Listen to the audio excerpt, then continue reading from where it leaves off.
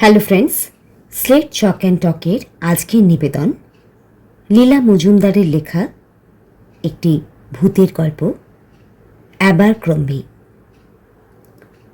খোদন মামা বললেন, কলকাতা শহরে বাড়ি খোঁজা যে কি ব্যাপার সে তো তোরা জানিসই, কিন্তু গত বছর ওই নিয়ে আমাকে যে কি ধন্ধের মধ্যে পড়তে হয়েছিল, নানান কারণে সে কথা আর তোদের কাছে বলা হয়নি। বুঝলি, এই ঘটনাটা যখন ঘটল তার বহুর আগেই কিন্তু বাড়ি পাবার আশা আমি একেবারে ছেড়েই দিয়েছিলাম। কলকাতা কেন, কলকাতাকে কেন্দ্র করে 5 মাইলের মধ্যে একটা মাথা গোঁজার জায়গা পাওয়া যে একেবারে অসম্ভব, সে বিষয়ে আমার মনে কোনো সন্দেহ ছিল না। এই সময় অপ্রত্যাশিতভাবে ঘটনাটি ঘটল। খোদন মামা এইখানে একটু থেমে কি যেন ভেবে নিলেন, তারপর বললেন, না, নিজের মনে মিছিমিছি আক্ষেপ জমিয়ে রেখে কোনো লাভ নেই, বরং এর থেকে নানান রকম মানসিক বিকৃতির সূত্রপাত হতে পারে। অতএব একটা কথা, 5 জনের কাছে এই বিষয়ে আলোচনা করে বেড়াস না যেন। আমরা বিরক্ত হয়ে বললাম, বাহ, আমাদের কি একটা আক্কেল নেই? বেশ, তবে শোন। আচ্ছা, ডালহৌসি স্কোয়ার অঞ্চলটা কত ভালো চিনিস তোরা? সন্ধ্যের পর গিয়েছিস ওদিকে কখনো? গোরস্থানের সঙ্গে কোনো তফাৎ নেই। গাড়ি ঘোড়া যানবাহন একরকম থাকে না বললেই হয়। অনেকক্ষণ পর পর একটা করে ট্রাম যদিও বা যায়, তাও যে লাইনের দরকার সেদিককার নয়। উপরন্তু অত আলো থাকা সত্ত্বেও পথঘাটগুলোর কেমন একটা থমথমে ভাব। তবু মাঝে মাঝে আপিসে হঠাৎ কাজ জমে গেলে আমাকে আটকা পড়ে যেতে হয়। বাড়ি ফেরবার সময় কষ্টের আর শেষ থাকে না। গত বছর একদিন ওই রকমই বেশ দেরি হয়ে গেছে। মেজাজটাও তেমন ভালো নেই। আপিসে যেমন হয়ে থাকে, ছোট একটা ব্যাপার নিয়ে বিরাট এক মহাভারত। তার উপর মনে পড়ে গেল সকালে বাড়িওয়ালার সঙ্গেও মোক্ষম খেঁচাখেঁচি হয়ে গেছে। ব্যাটা একে ছোট লোকের এক শেষ, তাই রাজনীতি কিচ্ছু বোঝে না। নতুন একটা বাড়ি না দেখে নিলেই নয়। পুকুরের দক্ষিণ পূব কোণটায় অনেকক্ষণ দাঁড়িয়ে থেকে যখন হাঁটুতে খিল ধরে যাবার জোগাড়, তখন আস্তে আস্তে বড় পোস্ট অফিসের দিকে হাঁটতে শুরু করে দিলাম। আর অমনি শীতকালের এক এক সময় যেমন হয়, ঝিরঝির করে বৃষ্টি পড়তে আরম্ভ করলো, আর সেই সঙ্গে কোত্থেকে যে হু হু করে এক হাড় কাঁপুনি হাওয়া বইতে লাগলো, সে আর বলবার নয়। পা চালিয়ে চলেছি। পোস্ট অফিসের বারান্দার কাছাকাছি পৌঁছেও গেছি।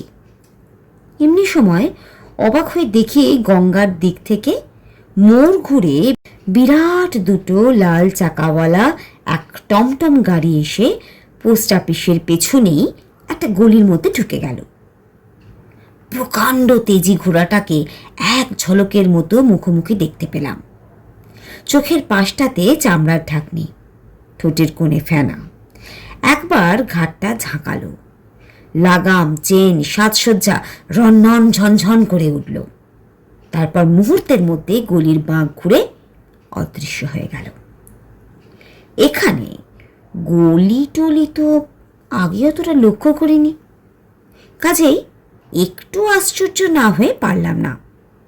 কেমন একটা ঝোঁকও চেপে গেল।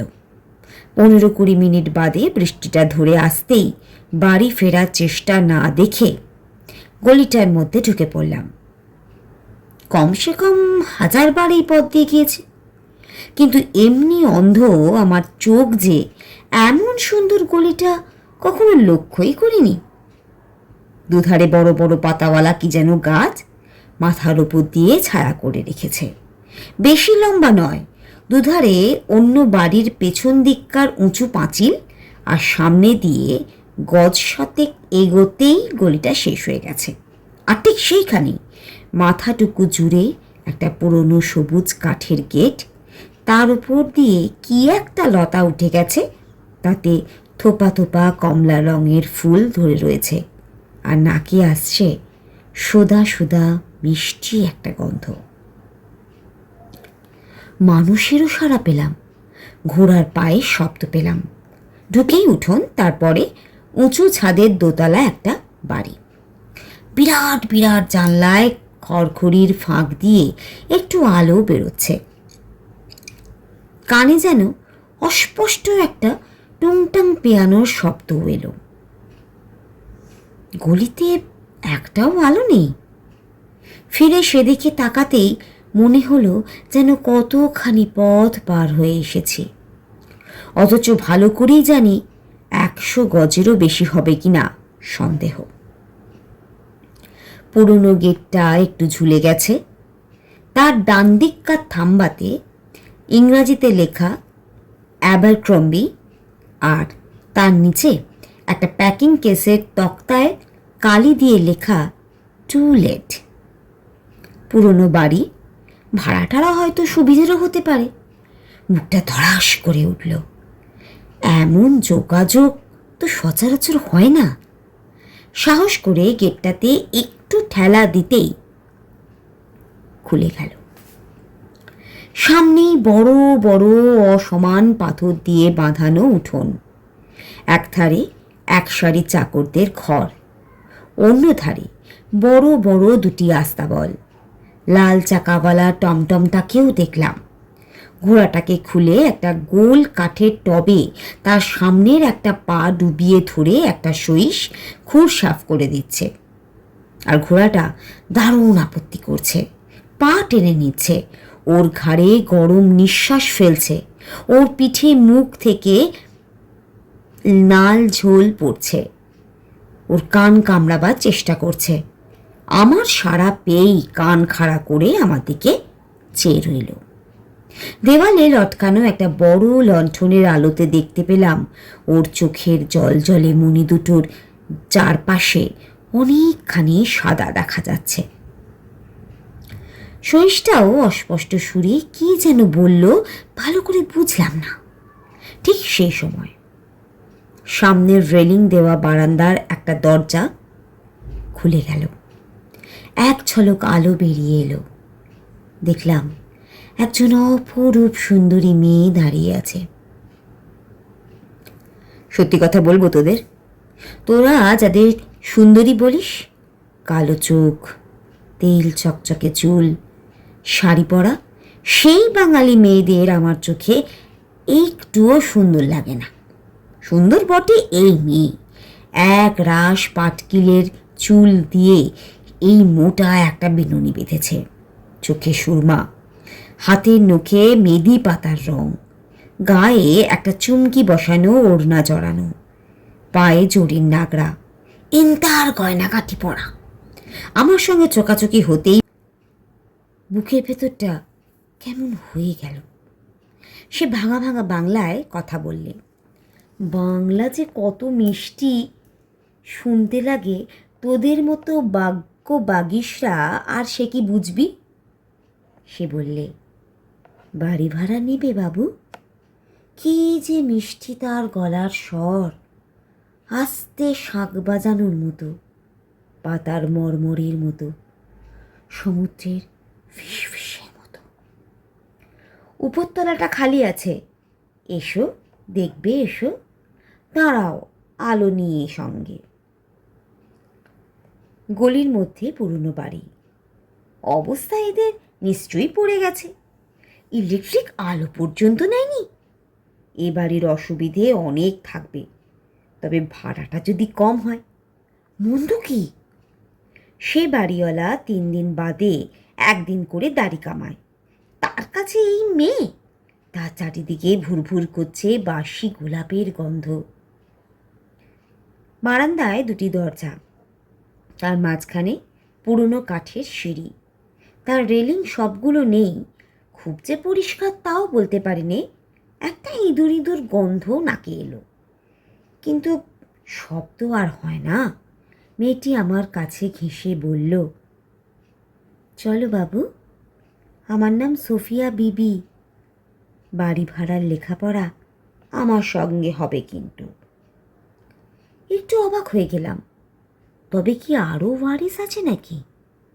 শেষটা মামলা মোকদ্দমায় জড়িয়ে পড়তে হবে না তো? সোফিয়া আমার চোখের দিকে চেয়েছিল, হাতে মোটা বেটে হলদে রঙের একটা মোমবাতি। তার শিখাটি কাঁপছে, আর সোফিয়ার চোখের রং বদলাচ্ছে, নীল ছাই, ধূসর সোনালি। আমার নিঃশ্বাস বন্ধ হয়ে এলো। সোফিয়া বেবি সিঁড়ির এক ধাপে পা দিয়েছে। অমনি সময় বারান্দার অন্য পাশের দরজাটি খুট করে খুলে গেল। দেখলাম সেখানে দাঁড়িয়ে সাক্ষাৎ স্বর্গের বুড়ি, আগাগোড়া সাদা পরনে, মনে হলো একেবারে পাকা মেয়ে।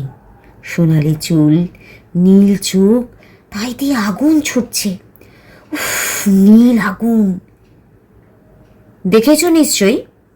দাঁতে দাঁত ঘষে সে বলল, চিট, ঠগ, জোচ্চোর, এখনো তোমার স্বভাব গেল না? বাবু, ওর কথায় ভুলো না। তুমি আমার বাড়ি ভাড়া নাও, আমার সঙ্গে লেখাপড়া করো। আমি মিসেস অ্যাবারক্রম্বি। তাই শুনে সোফিয়া হেসেই কুটোপাটি। তুমি মিসেস অ্যাবারক্রম্বি? বিলাইতের সে কি বলে শুনো একবার। না বাবু, তাই যদি বলো। আমি তাহলে মিসেস অ্যাবারক্রম্বি। ওর নাকের ডগা থেকে ওর সাহেব ভাগিয়ে এনেছি, তা আমি মিসেস অ্যাবারক্রম্বি না তো কি? ভাবছি এসব কেলেঙ্কারির মধ্যে না থাকাই ভালো। কি কাজ রে বাপু, পরিবার নিয়ে বাস করি। এমন সময় মেম সিঁড়ির রেলিংয়ে ঠেস দিয়ে ঝরঝর করে কেঁদে ফেলল। এই বড় বড় ফোঁটা চোখের জল ওর গাল বেয়ে একটার পর একটা গড়িয়ে পড়তে লাগলো। রং পাউডার ধুয়ে সাদা সাদা দাগ হয়ে যেতে লাগলো। কি যে করবো ভেবে পাচ্ছি না। এর চাইতে সেই বাড়িওয়ালাই যে ভালো, এমন বুকের মধ্যে তোলপাড় করে দেয় না। সোফিয়া আমার হাতে মোমবাতি গুঁজে দিয়ে মেমকে জড়িয়ে ধরে চুমু খেয়ে বললে, আরে তুমিও যেমন, সে বেটা বদমাইশের জন্য আবার চোখের জল। ওরা কখনো এদেশের মেয়ে বিয়ে করে শুনেছ? গেছে আপদ গেছে, পাজির এক শেষ। নইলে দেয় কি ও দুজনকে একটা বাড়ি, একটা গাড়ি, একটা ঘোড়া? মেম ভুলবার পাত্র নয়। সোফিয়াকে ঠেলে সরিয়ে দিয়ে চাপা গলায় বলল, আমার গায়ে হাত দিও না বলছি, আমি ইউরোপিয়ান।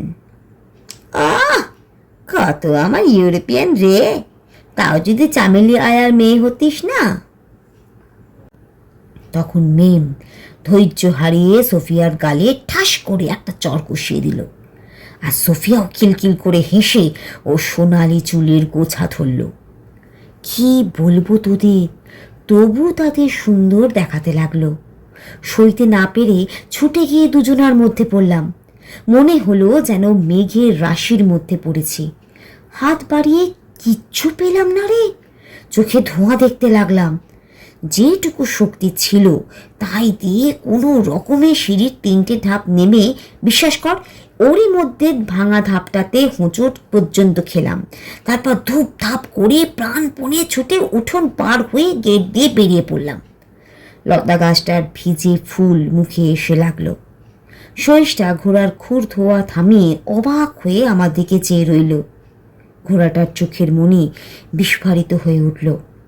গেটের সবুজ পাল্লাটা দুলে উঠল। আরেকবার দেখতে পেলাম থাম্বায় লেখা অ্যাবারক্রম্বি, আর তার নিচে প্যাকিং কেসের কাছে টু লেট। বড় রাস্তায় পৌঁছে আর একবার ফিরে দেখলাম গঙ্গা থেকে কুয়াশা উঠেছে, সব অস্পষ্ট হয়ে গেছে। গলিটাকে আর খুঁজে পাইনি।